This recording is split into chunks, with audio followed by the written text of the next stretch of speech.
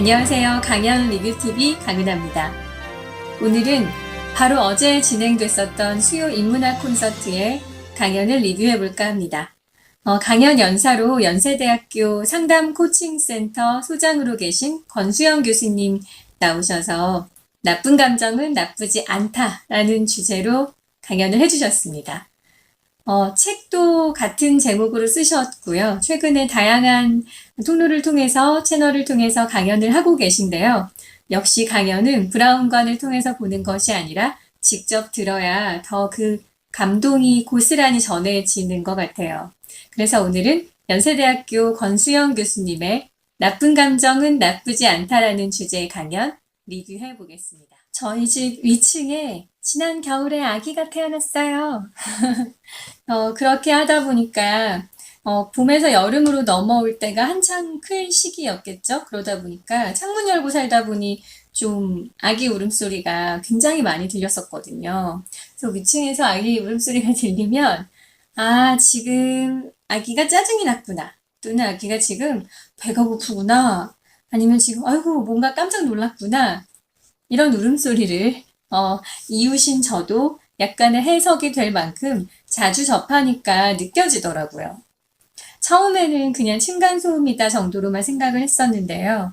어제 권수영 교수님의 강연을 들으러 가면서 문득 그런 생각이 들었었습니다. 제가 MC 보면서 관객분들한테도 그렇게 소개를 했었는데요. 어른이 되면서부터 뭔가 아기의 울음소리처럼 감정 표현이 좀 확실하지 않아지는 게 아닌가. 조금 우리가 가면을 가지고 상대방을 대하는 게 아닌가라는 생각이 좀 들었습니다. 어떻게 보면 가면을 쓴 감정과 또 가면을 쓴 감정이 만나서 오해가 생기기도 하고요. 또는 그냥 솔직하게 감정을 표현을 했는데 그걸 나만의 어떤 판단 기준으로 감정을 되받아쳐서 그 감정들과 감정들이 이렇게 온전히 잘 소통이 되지 못하고 공중에 흩뿌려지면서 좀 관계가 개선이 되지 못하지 않았나라는 생각을 하게 됐습니다. 어제 권수영 교수님께서는 이런 말씀 해주셨어요.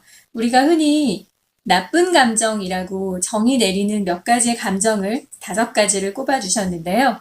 첫 번째는 짜증, 그 다음에 미움, 그 다음에 무기력감, 그리고 슬픔, 그리고 분노까지 5가지를 꼽아주셨는데요. 그래서 잊어버릴 뻔했네요. 네, 근데 그 중에서 저는 분노에 관련된 내용들이 조금 더 깊게 와닿았습니다. 우리가 분노라고 하면 보통은 안 돼, 화내지 마, 네, 화내는 건 나빠 라는 그런 내용들을 좀 많이 가지고 듣고 살아왔잖아요. 그리고 운전을 하다가도 또는 길을 가다가도 아니면 뭔가 상점에서 물건을 사거나 음식을 주문할 때도 이 분노가 섞인 감정을 대하면 굉장히 많이 당황스럽고 속상하고 다시 분노로 받아치거나 조금 사건이 되는 경우들이 있죠. 그런데 이 분노가 단순히 화라는 그 감정만으로는 해석하기가 어렵다라는 말씀을 어제 권수영 교수님께서 해주셨습니다. 물이 끓고 있는 주전자에 비유해서 강연해 주셨는데요. 주전자가 막 끓고 있으면 이제 뚜껑이 달그락달그락 열릴 수 있는데 뚜껑이 표면적인 감정의 표현이라면 사실 그 감정의 표현 안에 그 끓고 있는 무언가가 사실 감정의 가장 기본이다라고 말씀을 해주셨습니다. 생각을 해보니까 그래요. 요즘 계절 같다는 느낌이 들었습니다. 제가 지금 영상으로 강연 리뷰를 하고 있는 이 시점은 9월 5일인데요. 이제 9월 5일은 사실 지금 현재 날씨는 늦 여름도 아니고 초가을도 아니고 좀 중간에 하루 중에 초여름이 있었다가 한여름이 있었다가 또 가을이 있었다가 좀 이렇게 막 섞여 있는 기온을 보이거든요. 우리가 느낄 때도 그렇고요. 그러다 보니까 감정도 좀 그렇지 않나라는 생각을 하게 됐습니다. 분노, 딱 이거는 화라는 한 가지 감정만 있진 않잖아요. 좀 슬픔 섞인 감정이 있을 수도 있고, 짜증이 섞인 감정일 수도 있고, 너무 좋지만 사실 좋은 걸 드러낼 수 없는 뭔가의 분노도 있을 것 같아요. 그러다 보니까 관계 안에서 이루어진 여러 가지의 진짜 속 감정은 사실은 표면적인 감정에 가려져서 소통할 때 조금 그 관계 욕구에서 어려움을 겪는다라고 정리를 해주셨었거든요.